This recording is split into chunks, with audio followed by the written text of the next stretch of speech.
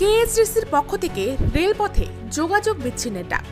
2026 সালের নির্বাচনের আগে বিভিন্ন সংগঠন আবারও নিজেদের শক্তি প্রদর্শনে নামবে, এটাই স্বাভাবিক। সেই প্রেক্ষিতেই উত্তরবঙ্গের অন্যতম প্রভাবশালী সংগঠন কামতাপুর স্টেট ডিমান্ড কাউন্সিল নতুন করে আলোচনায় এসেছে।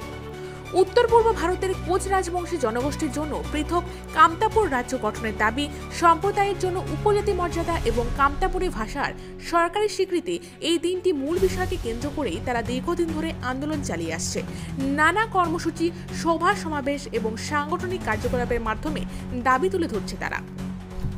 চিন্তার বিষয় হলো, বিদ্রোহী সংগঠন কামতাপুর লিবারেশন অর্গানাইজেশনের সঙ্গে সমন্বয় করে বা তাদের প্রতিনিধিত্ব করার দাবি তুলে কেন্দ্র সরকারের কাছে নতুন করে শান্তি আলোচনা শুরু করা এবং পৃথক রাজ্যের মর্যাদা দেওয়ার জন্য অনুরোধ জানাচ্ছে কেএসডিসি।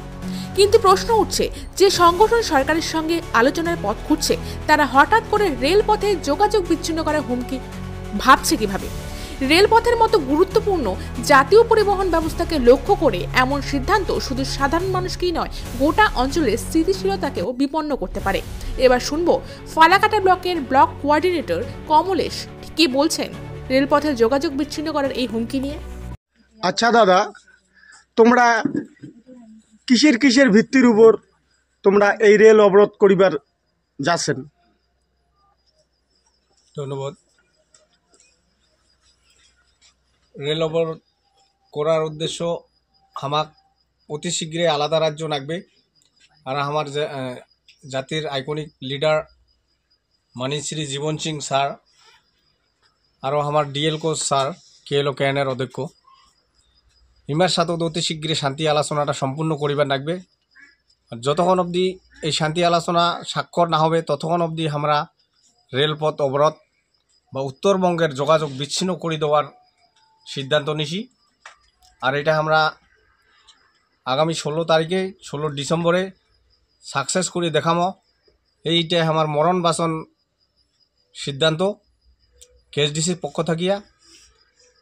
এটার জন্য আজকের এই বৈঠকত বসা। তোমার নাম ও পরিচয়টা?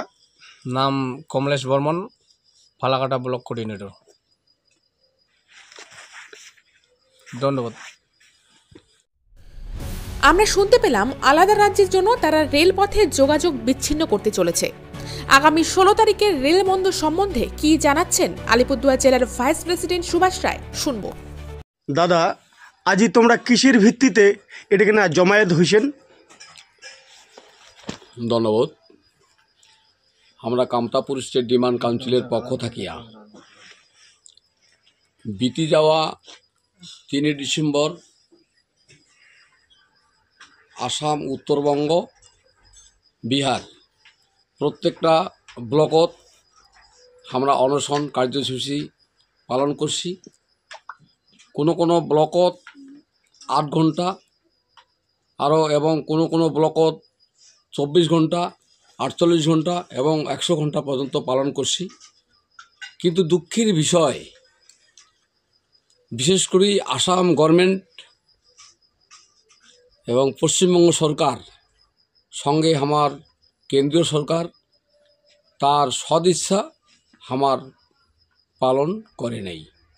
তার জন্যে আইসা 16 ডিসেম্বর আমরা উত্তর পূর্ব ভারত রেলপথ স্তব্ধ করব, এবং যতক্ষণ না পর্যন্ত আমার জাতির আইকনিক নেতা জীবন সিংহ কোচ এবং আমার